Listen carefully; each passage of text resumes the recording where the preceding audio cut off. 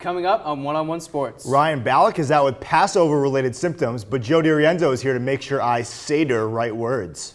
That is a terrible joke. I know. Anyway, Bubba wins the Masters again. Michael Phelps eyes Rio, and replay is in baseball, and it's already making waves. All that and more. One-on-One Sports starts right now.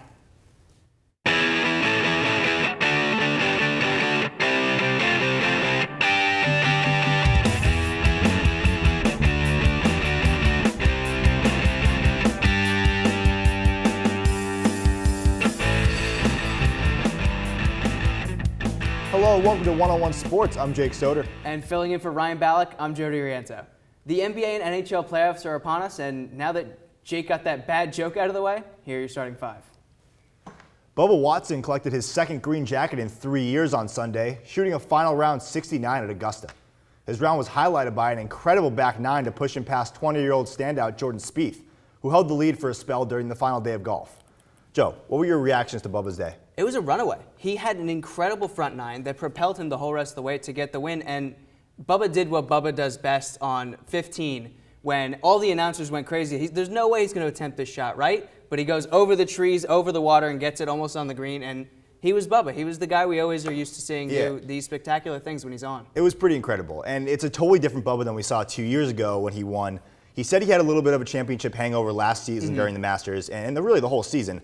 But the birth of his son 2 years ago, I think it really has changed him as a person. It seems like it has, yeah. He's had a reputation over the years of being kind of a bad guy towards the people and maybe towards his caddies, but I think he's getting better at it. He's learning how to be a better person, and adopting his son had a huge part. Yeah, and he's fun to watch, but people don't seem to know that because nobody watched this year's Masters because of a certain Eldrick Woods that wasn't involved. I definitely think this year meant a lot more for Bubba, and it meant a lot more for golf. Hopefully.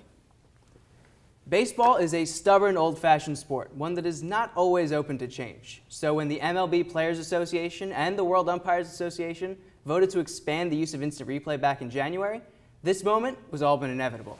After two questionable replay calls in the Yankees-Red Sox game this past weekend, one that MLB admitted was wrong, John Farrell had this to say about the new system, quote, "It's extremely difficult to have any faith in the system being used." Jake, has replay been successful so far? I think for the most part it has. And John Farrell definitely has a point. He's got a gripe because that call should have been over. It was wrong. It should have gone the Red Sox way, and you can make an argument that the one the next night should have also. The thing with this is that the human element is not disappearing. Right, it's still there. It's still there in a different fashion. It's there in the sense that it's there in the NFL and the NBA, where humans have control over what they see in the replay. There's still a chance for something to go wrong, and fans have to come to accept that. Right. But they won't, because never. they've been promised perfection by adding instant replay to baseball, and it's something that they can't attain. There's no way it's going to be perfect in any situation unless robots are the umpires, and that's not going to happen. One thing they have to address is the fact that we at home as viewers and even people in the stadium have these views that the umpires don't have in the replays. Which is bizarre. It's they bizarre. should have every view possible available to them so they can get the call right every time. I think they should have more available to them than we do at home. The fact that we can sit at home and be like, that play should have been overturned when the umpires can't even tell, that's a problem. Yeah. As the NBA season comes to a close, some teams like the Philadelphia 76ers and my Boston Celtics are limping to the finish, much to the delight of many of their fans. These fans are sure to be waiting with bated breath for the upcoming NBA draft lottery, when they'll sit in front of the television waiting for ping pong balls to bounce their way in hopes of snagging the next great franchise player. It seems like we ask this question every year, Joe, but is tanking really worth it? No, because it's not.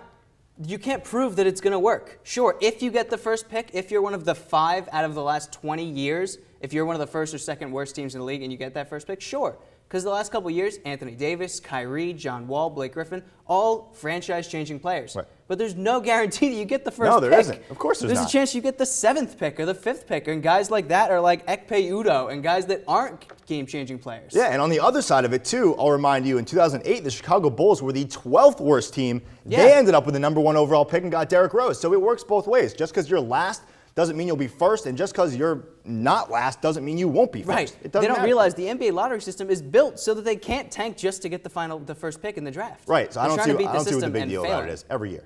Every time. Breaking news. Fish don't handle being out of water for long. Michael Phelps is coming out of retirement to race later this month and is eyeing another Olympic appearance in Rio 2016. So Jake, what can we expect from Phelps, and is this a good move for him?